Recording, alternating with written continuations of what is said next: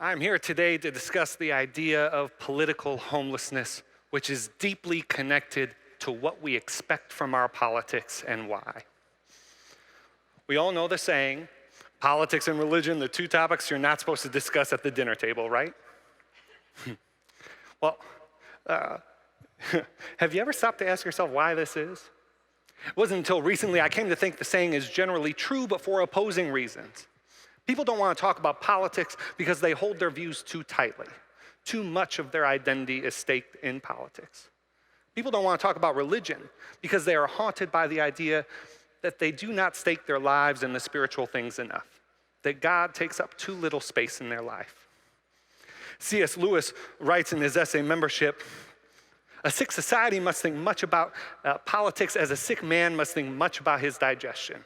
However, if either comes to regard it as the natural food of the mind, if either forgets that we think of such things only in order to be able to think of something else, then what was undertaken for the sake of health has become itself a new and deadly disease. My friends, our culture and many people in our churches are sick with that new and deadly disease. Politics is causing great spiritual harm in America. This spiritual harm is reflected in our national anxiety. The American Psychological Association found that 52% of Americans felt additional stress due to the 2016 election. They called it election stress disorder. Teachers reported students were fearful about the election outcome, even to the extent that they were having nightmares about it. The influence of political tactics is not confined to campaign dynamics. It affects how we are formed as people. Party polarization is up to an all-time high. We even change what we believe to fit the moment. Politics is causing great spiritual harm in Americans' lives, and a big reason for that is Americans are going to politics to get their spiritual needs met. This is the meaning of rising polarization. It's the cause of our zero-sum mentality. Politics does a poor job of meeting spiritual needs, but if it will get your vote, politicians will attempt to fill the spiritual void nonetheless. What we must understand if we are to properly diagnose and treat that which ails our politics is that the state of our politics reflects the state of our souls. Politicians can only manipulate those most personal parts of ourselves, our longings, our loves, our hurts, our passions, our hatreds, for their benefit because we make these things available for their use. The problem is not that we take politics too seriously. The problem is that we take politics seriously in all of the wrong ways. It would be tempting then, given the pitfalls of politics, to withdraw, to leave the political, maybe even the public alone. I don't have time to make a full case for political involvement today, but let me quickly point to Jeremiah 29. These people, God's people, found themselves in a land that was not their own, among a people who despised them.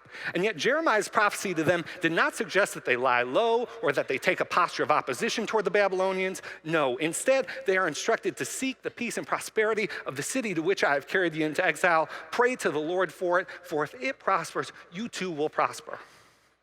One inescapable conclusion of this extraordinary command is that Christians are obliged to work for the benefit and flourishing of all people, whether or not they see the world as we do or agree with us in any way. A Christian's obligation is not to their tribe, but to their God, a God who cares deeply for all people.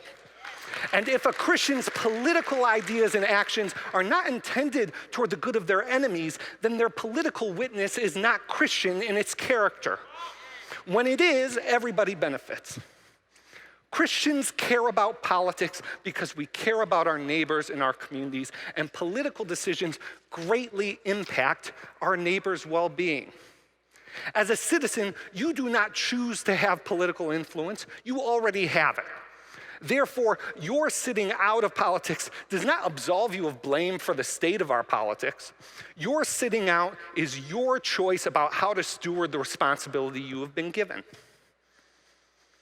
Faithfulness is not confined to any one sphere of life. It might look different in different arenas, but faithfulness is for all of life, including the political. A holistic pursuit of justice, in this country at least, is inconceivable without political involvement. Politics is an essential form in which we can love our neighbor. At a time when our politics is so polarized, our political discourse so heated and prone to manipulation and personal attack, what we have to see is that this frantic performance, all of the bloviation, it belies a lack of confidence, not an abundance of it. Our political echo chambers inspire embattlement, but we cannot succumb to cynicism, to futility fueled by cultural analysis. I worry about a church that fears the power of culture more than it fears the power of God. Dallas Willard defines joy as a pervasive and constant sense of well-being. We should ask ourselves, as pastors, as leaders, as parents, as Christians, how much of our political discourse, not to mention our personal lives, is full of a pervasive and constant sense of well-being with joy?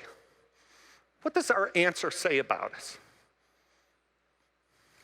I've been thinking a lot about the 23rd Psalm lately. I honestly used to think of it as something akin to a Hallmark card, a nice sentiment to be read at a funeral or maybe to put on a plaque for some corner of the living room. But this is to miss its meaning. The 23rd Psalm is not a reminder in the moments when we finally catch our breath. No, this psalm is for when we are in the very thick of life, the very moment of crisis. David wrote it not when his circumstances were serene and comfortable, but in the midst of danger and great uncertainty.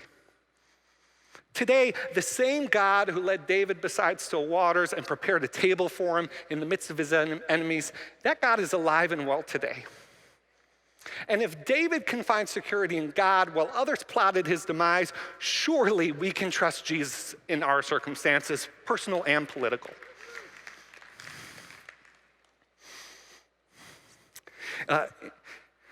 In the wake of the massacre in Charleston, where 9 children of God were slain in their own church building while attending Bible study, Bree Newsom felt God had called her to do something. And so on June 27th, 2015, Bree climbed the flagpole at the South Carolina State Capitol building to take down the Confederate flag. These are her reflections from a couple of years after she did that, but I want us to watch together what Bree did.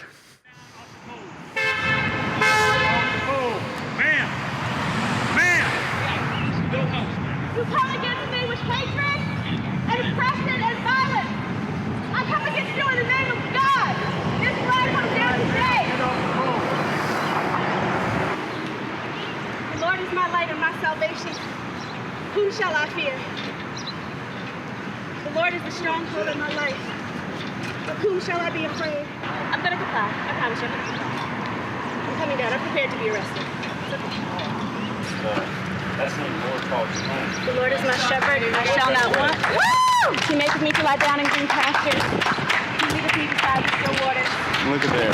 Look the word of God. What are they arresting him for?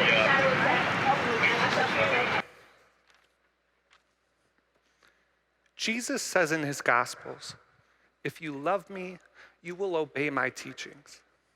My Father will love you, and we will come to you and make our home with you. Am I politically homeless? Are we? If so, so be it.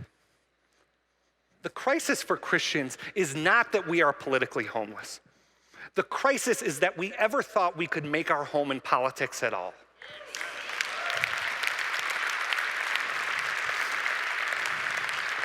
Our home is with him who has made his home in us, and our hope is in the kingdom that is right at hand. If we find ourselves in Babylon, let's make sure we don't become Babylonians. The time for self-serving parochialism is over. The time for going to politics for self-affirmation and cultural expression has long passed. Christians go to politics to advance justice and affirm dignity. We get our emotional and spiritual needs met elsewhere. It is time for Christians to stop looking to politics for hope and to start carrying kingdom hope into politics with them out of love of God and for the good of their neighbors. Thank you.